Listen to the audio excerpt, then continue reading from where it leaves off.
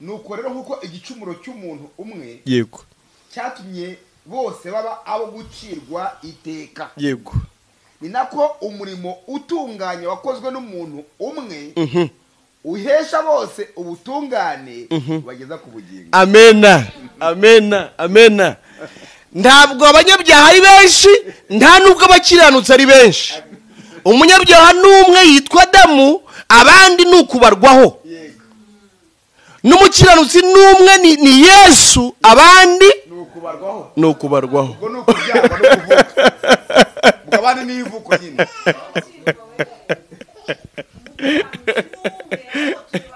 Ego.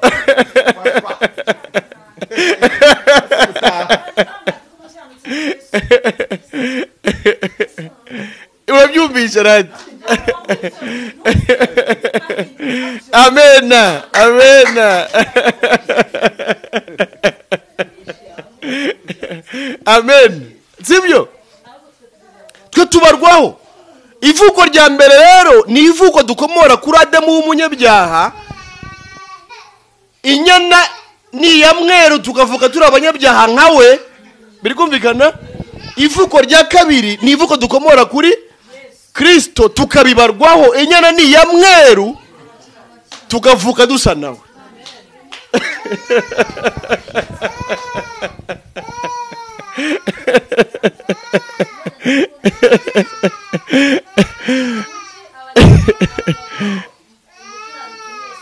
Yego.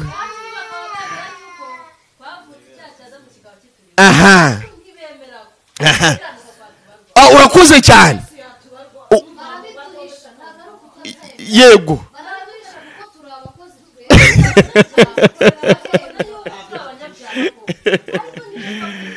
Kwa Yesu.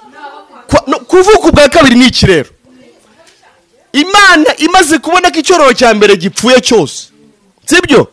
Nta warokotse kubera ko bose bavutse nyuma y'uko Adamu agomye. Imana dushakiye undi twavukaho witwa nde? Yesu. Jambo wahoranye n'Imana muri Yohana mu gice cya mbere kandi wari Imana. Ngo ntacyare mu gitaremwe. Imana yamumanura noneho hano mu isi. Yambara umubiri kugira ngo ayibyarire abantu.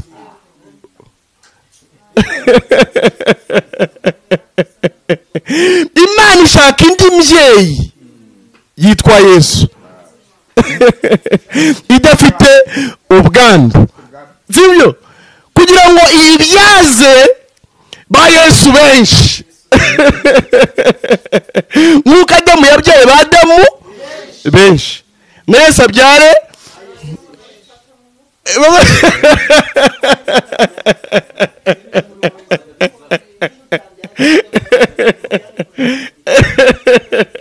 sibyo se? Yesu aratuvukira, avukira mu isi yambara umubiri w'abantu. Yo kuri radiyo twasobanuye umucunguzi wa bugufi uvuga mu barewi, ariko aho siminjira kubera ko twaza kujya muri byinshi.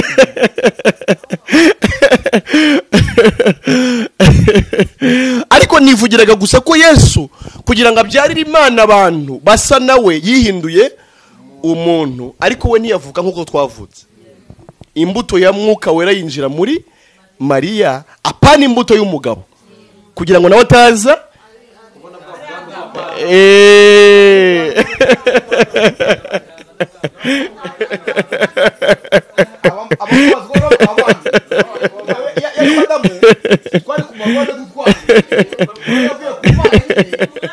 aza gufata umuri ku mwari Mariya. Yego. Kugira ngo noneho nitumuvukaho yego twe kuzagira ubwandu. Amen. Ko nundi ubwandu nubwo twabazweho. Amen. Ntago ari twebwe. Sibyo se? Noneho avuka ari uwera. Niyo mpamvu ngo uwera uzavuka ngo azitwa umwana wisumba byose. Baze ngo bizamera bite ko ntararyamana n'umugabo. Marayika wamusanze yaramubwiye ati humura Mariya. Baramubwiye ngo mwuka wera azakuzaho ngo n'imbaraga zisumba byose zigukingirize, ngo niyo mpamvu uwera uzavuka azitwa umwana wisumba. Noneho uwera aba aravutse mu isi. Ibintu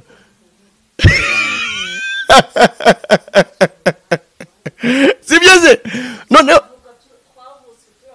bwa kabiri nyine, si byose. Noneho uwera ababonetse hehe mu isi mu gihe havukaga abanyabyaha. Noneho havuka uwera w'Imana, umwana w'isumba byose. Mu yandi magambo ni Imana ubwayo igaragaye hehe hano mu isi. Tujyane imyaka 33 Yesu yamaze hano mu isi ageragezwa na shitani mu buryo bwose. Yarageragejwe mu buryo bwose nkatwe ngo ntigera akora icyaha. Mu Baheburayo 4:15 niko bavuga ngo yarageragejwe mu buryo bwose nkatwe ntigera akora icyaha. Urakoze cyane. Niyo mpamvu yageragejwe ntigera akora icyaha. Murimo kubyumva? Ayamubwira yambwira ati wowe ntukagerageze Uwiteka Imana yawe. Wibeshye kuwo ugera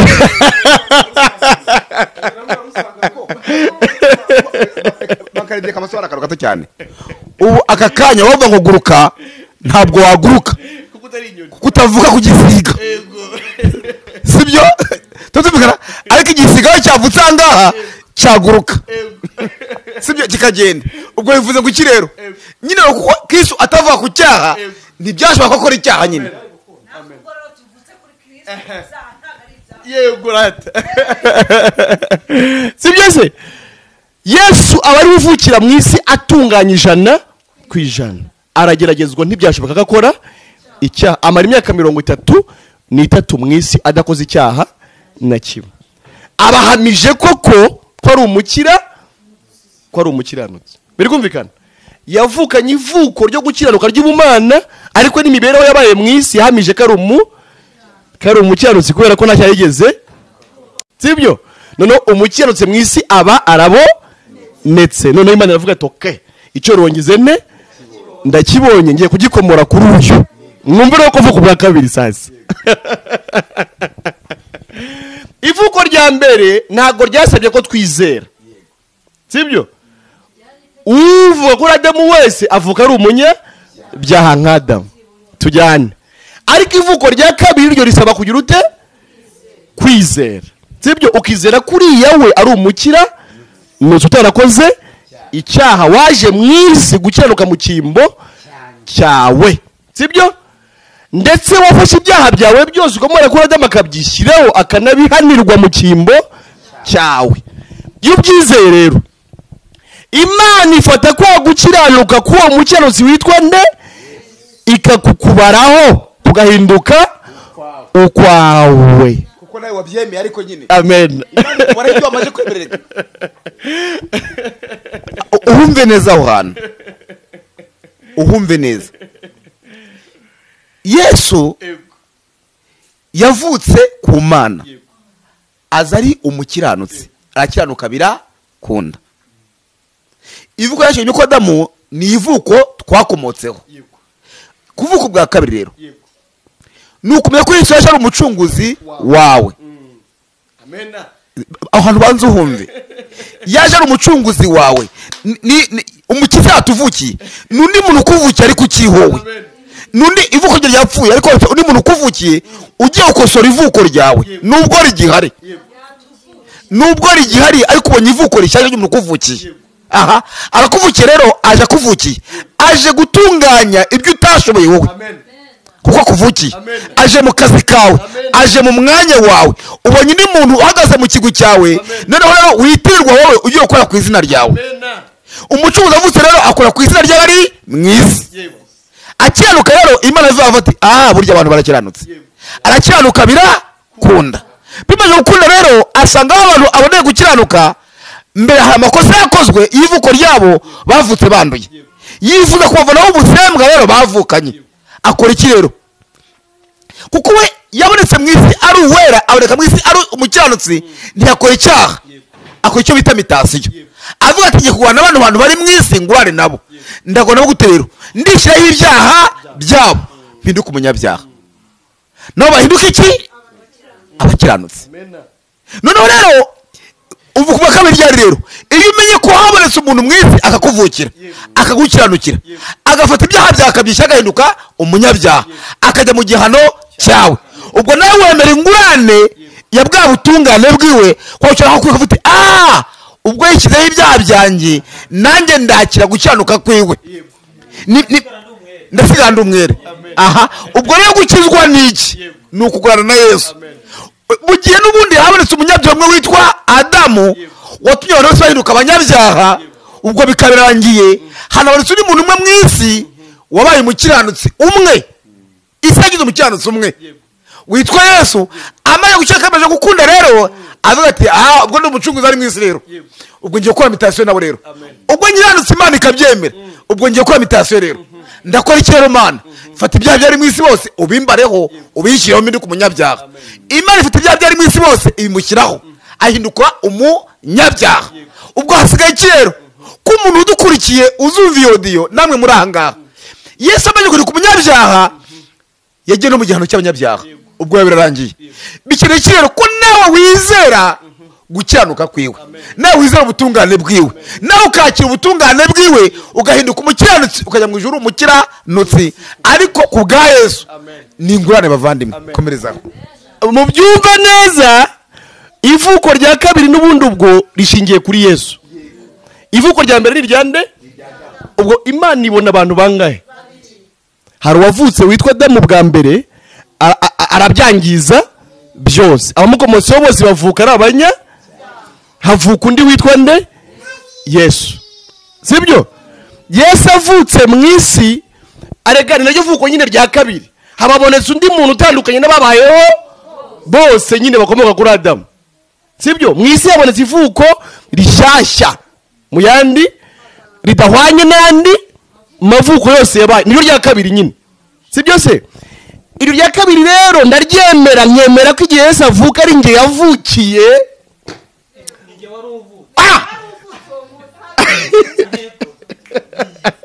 Yabyumvije? Ndaryemera, nemera ko Yesu avuka mu isi ari nge yari nkaba mvutse ubwo bwa kangahe? Mbese nemera iryo vuko ryabayeho ritigeze rikora habe no kukimenya. Imana igahita ikarimbaraho nk'aho ari nge burya Yesu avuka ari nge wari ugize ute? Umve tujyane n'ibikorwa Yesu yakoze mu isi mu myaka yahamaze. Ubwo ni ibyande, ni ibyanjye, ubwo ni nge yaravukiye. Biri kumvikana? duhawe umwana w'umuhungu, nitwe yaravukiye.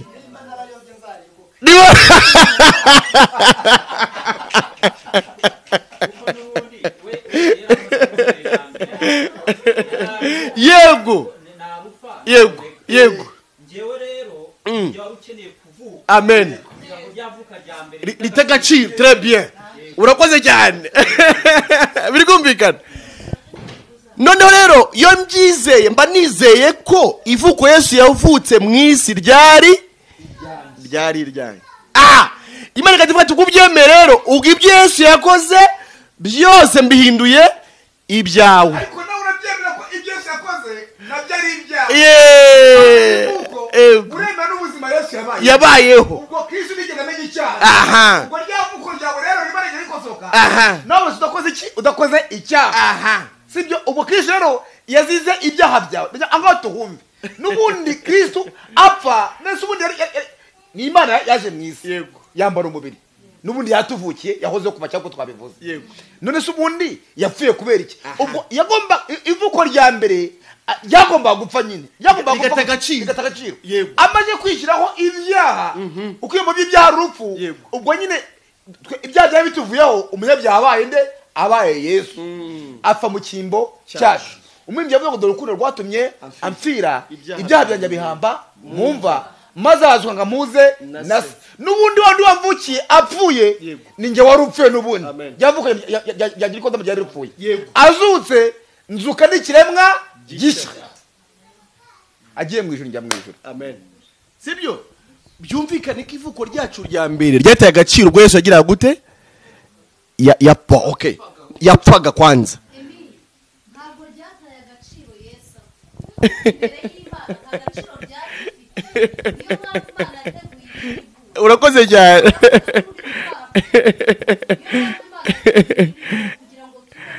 Yego, ariko nanone tukumva nyine ko Yesu apfa burya ni umunyabyaha wari ugize ute? Wari upfuye, ubwo Imana yibagiwe umunyabyaha. Niko ndenda kuvuga. Umuntu wa kera Imana yagize gute? Yaramwibagiye. Ubwo Yesu agira gute? Yapfaga. Biri kumvikana. Ngaho aho ibyaha byatuvuyeho nuko umunyabyaha yagize ute? Yapfuye apfiriye muri ine muri Imana itubona ntago isuzuma utudetaye twanjye twa buri munsi. No, yamaze gusuzuma ibyo Yesu yakoze ishyiraho vi nibyo bimbarwaho imbere y'Imana. Yarakuvukiye rata. Niyo mpamvu ngo iyo umuntu ari muri Kristo Yesu aba ari icyaremwe, ibya kera bikaba, ntabwo Imana ibikimubarira mu muntu wo kwa Adamu, isigara ibara Yesu gusa. Biri kumvikana.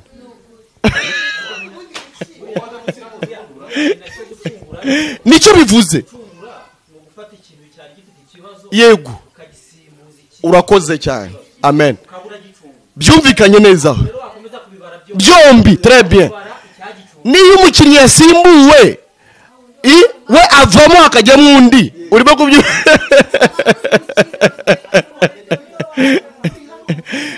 ntacyo turaza gutanga umwanya w'ibibazo mu kanya.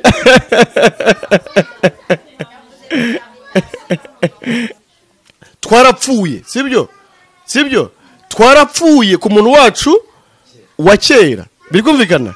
None kuri ubu bugingo bwacu nyakuri buhishanywe nande na Kristo. Mbaze magambo, umuntu wacu nyakuri mushya ari muri ine, uwo ni w'Imana ibara. Urakubye araza kubyumva nta kibazo, sibyo? Noneho tugarutse ku magambo twasomye none ku mirongo ibanza, sibyo? Bavuze ngo nuko rero ubwo twatsindishirijwe no kwizera dufite amahoro ku Mana, ku mwami wacu nde Yesu Kristo, sibyo?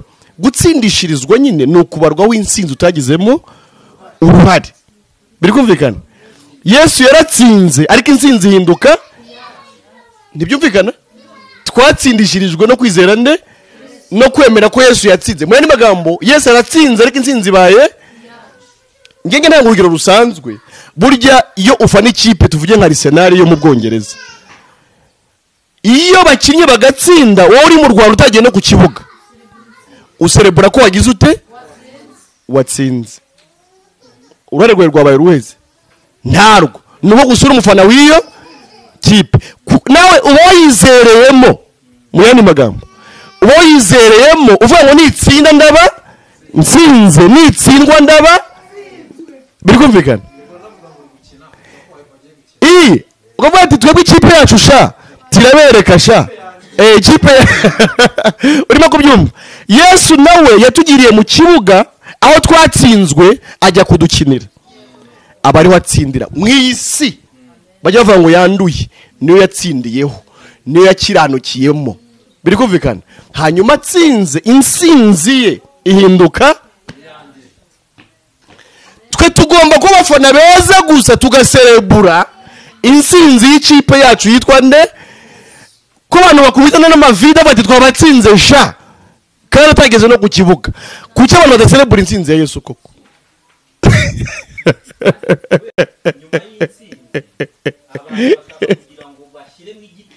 Kandi warangiye muyandi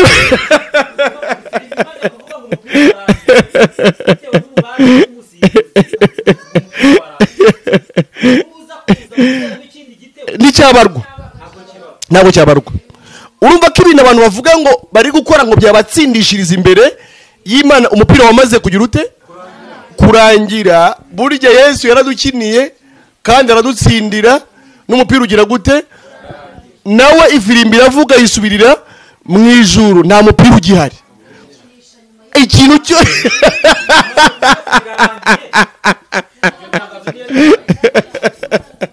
dukomeze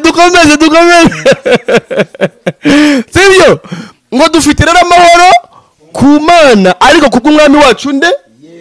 Yesu Kristo. Yego nibyo nyine, kubera ko muri Yesaya 57:27 bavuga ngo nta mahoro y'umunyabyaha, sibyo? Iyo wamaze rero kumenya ko nta kibazo ufitanye n'Imana, niyo ya mahoro. reka ariko mwababyeyi mwe ntimuzi ko n'akarwara kaze ukavuga ati wasanga ari igihano